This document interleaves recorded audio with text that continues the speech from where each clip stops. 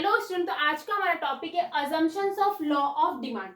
Law of demand हमारा क्या बोलते हैं? अगर आपकी प्राइस इंक्रीज होगी किसी प्रोडक्ट की तो आपकी डिमांड क्या होगी? डिक्रीज होगी। और अगर प्राइस डिक्रीज होगी तो आपकी डिमांड क्या होगी? इंक्रीज होगी। ये हमारा बोलता है लॉ ऑफ डिमांड।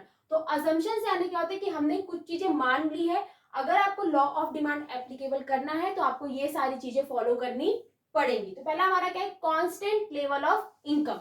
किसी भी पर्सन की इनकम कांस्टेंट होना चाहिए। इनकम में कोई भी चेंजेस नहीं आने चाहिए। आपकी डिमांड चेंज होना चाहिए सिर्फ प्राइस के इंक्रीज होने से और प्राइस के डिक्रीज होने से। इनकम चेंज होने से आपकी डिमांड चेंज नहीं होना चाहिए। दूसरा है no change in size of population.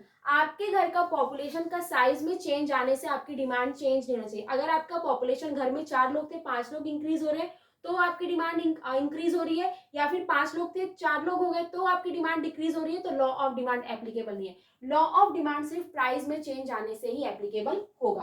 Price of substitute goods remain constant. Substitute goods का मतलब होता है जिसमें आपस में कंपटीशन हो, जैसे कि टी एंड कॉफी, मतलब मिलता जुलता टेस्ट है टी और कॉफी का। तो आपका जो सब्स्टिट्यूट गुड्स है, अगर आप टी चाय प्रीफर करते हो तो जो कॉफी है वो आपका क्या है? Substitute goods. तो सब्स्टिट्यूट गुड्स के प्राइस में चेंज आने से आपकी डिमांड चेंज नहीं होना चाहिए। Price of complementary goods remain unchange. तो कॉम्प्लीमेंट्री का मतलब होता है जब दो चीज एक साथ डिमांड की जाती है, जैसे कि phone and charger, petrol, car and fuel. ठीक है, तो अगर ये दोनों चीजें एक, तो कॉम्प्लीमेंट्री क्या हुआ? कार एंड फ्यूल में फ्यूल आपका कॉम्प्लीमेंट्री गुड्स हुआ। तो कॉम्प्लीमेंट्री गुड्स के प्राइस में चेंज आने से आपकी डिमांड चेंज नहीं होना चाहिए। ये हमने माना है assumptions. No expectation about future change in price. Future का आप सोचो कि फ्यूचर में इस प्रोडक्ट की प्राइस बढ़ने वाली है या इस प्रोडक्ट की प्राइस घटने वाली है, उससे आप अपनी प्रेजेंट डिमांड चेंज कर दो, ऐसा नहीं होना चाहिए, वरना लॉ ऑफ डिमांड एप्लीकेबल नहीं होगा। No change in taste, habit, preference, fashion.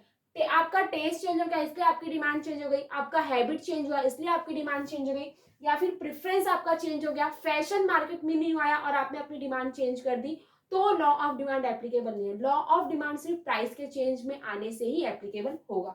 No change in taxation policy. अगर गवर्नमेंट की टैक्सेशन पॉलिसी चेंज हुई है और आपकी डिमांड चेंज हुई है तो लॉ ऑफ डिमांड एप्लीकेबल नहीं है। लॉ ऑफ डिमांड सिर्फ प्राइस के चेंज आने से ही एप्लीकेबल होता है। तो ये थे हमारे assumptions of law of demand.